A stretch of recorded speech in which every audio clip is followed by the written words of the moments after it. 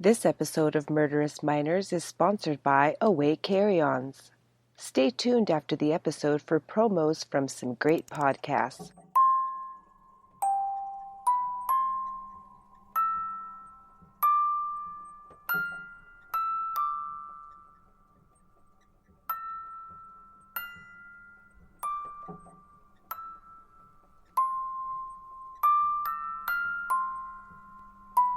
Just so you know, this show is about scary stuff. So don't say I didn't warn you guys. And remember, don't be scared.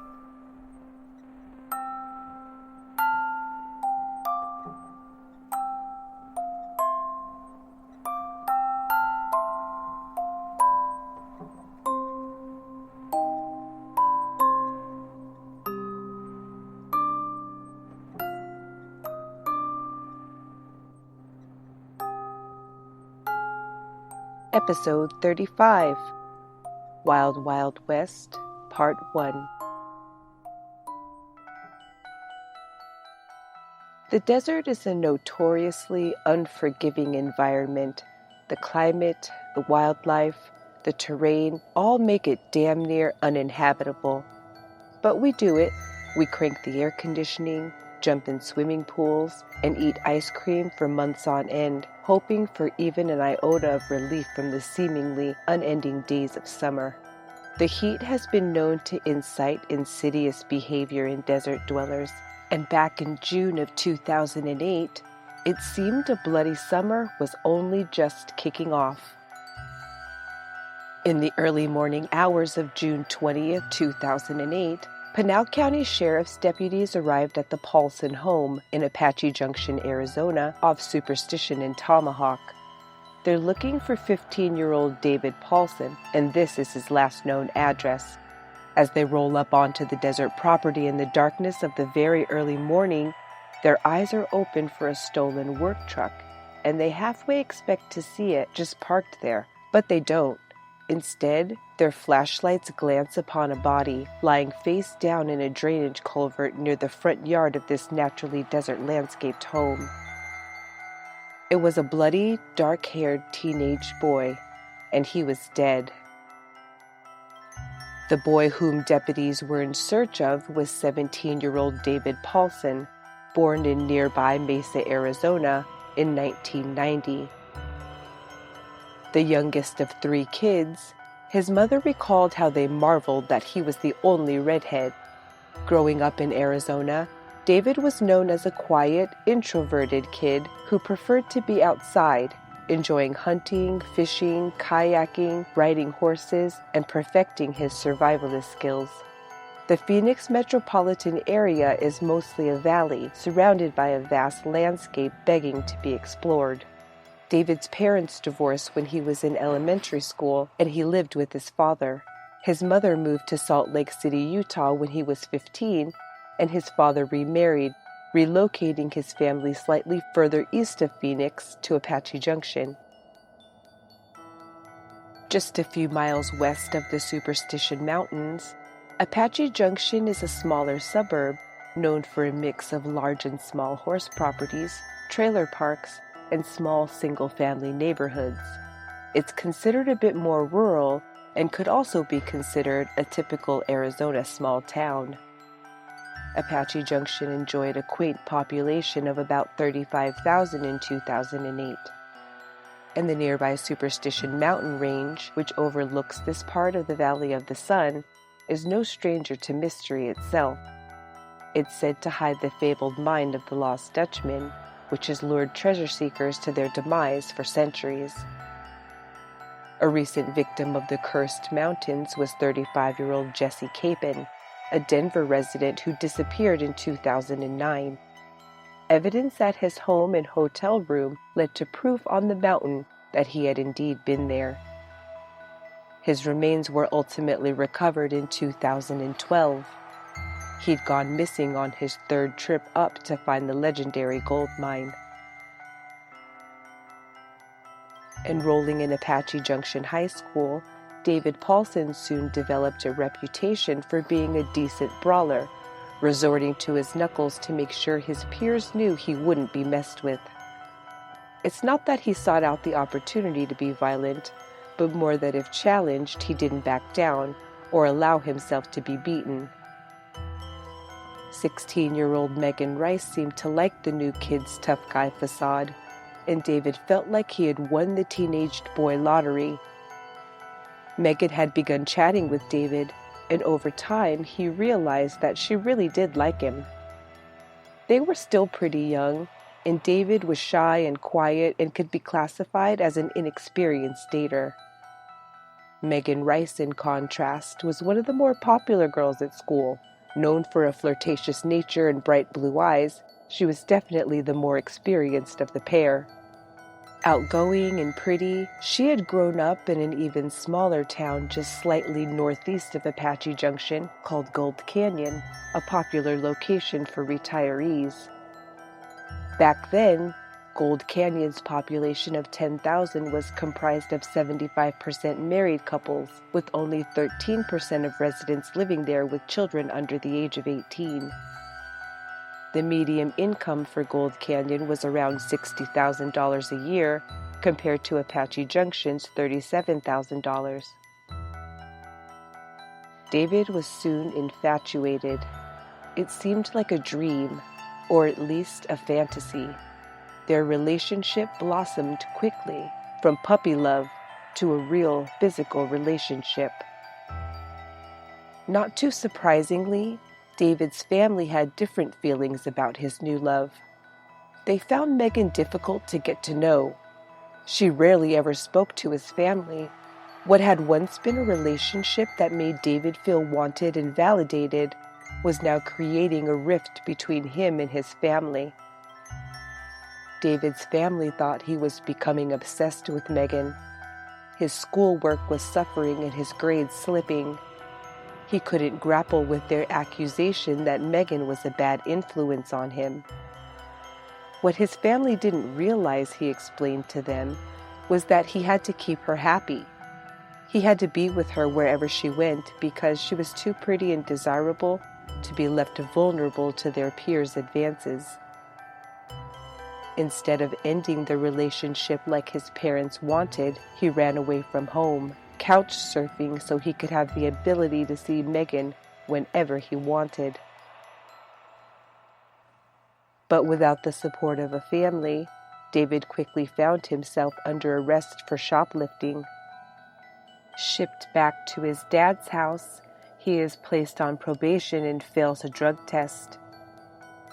David says he took ecstasy, but he tested positive for meth.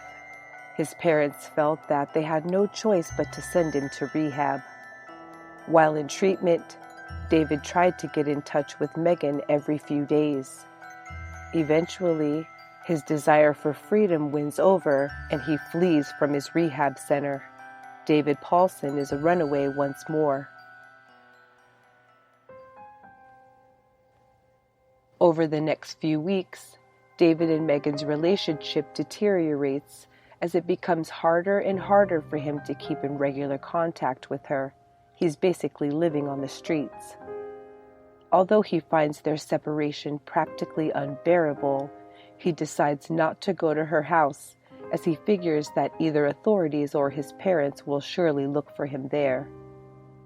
Contact between the pair ceases, and according to friends, Meaghan had become a girl once again acting as though she were single.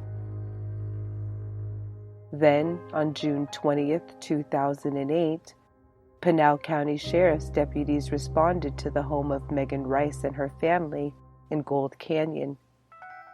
Meaghan's father told deputies that he was awoken by his daughter just before 3 a.m. He reported that Meaghan said a dark-haired man armed with a shotgun had broken in and demanded the keys to his work truck parked outside.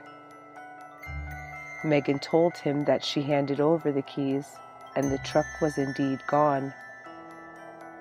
Police noticed that Meaghan is freshly showered. Her brother and his friend Joey corroborated her story. But deputies want to know more about that shower they're convinced Meaghan took prior to waking her father up. They want to know why she would do such a thing. As she's questioned further and further, she only became more evasive, avoiding answering once police removed her from her father's side. Eventually, police ask her straight up if she knew who the alleged intruder was, and eventually, she admits that she does, because it is her former boyfriend, David Paulson. The fiery redhead had dyed his hair black after escaping rehab. She explained that he must have heard that she was seeing other guys, and his jealousy caused him to confront her with the shotgun. After receiving this information, deputies searched for David's last known address and prepare to head there. Meaghan tried to stop them, but they're soon headed toward Apache Junction. And that's when they go looking for a truck and a boy and find a body in front of the Paulson home. Deputies knocked on the door and alerted David's dad and stepmother to the fact that there appears to be a dead person in their front yard. As could be expected, the Paulsons are distraught. The parents hadn't seen David in quite a while. It was dark and they couldn't see the victim's face. He lay face down, turned away from the front door. What they can see, however, is a spade tattoo on the forearm of the victim, and for all they know, David had gotten it in the span of time he'd been away from them.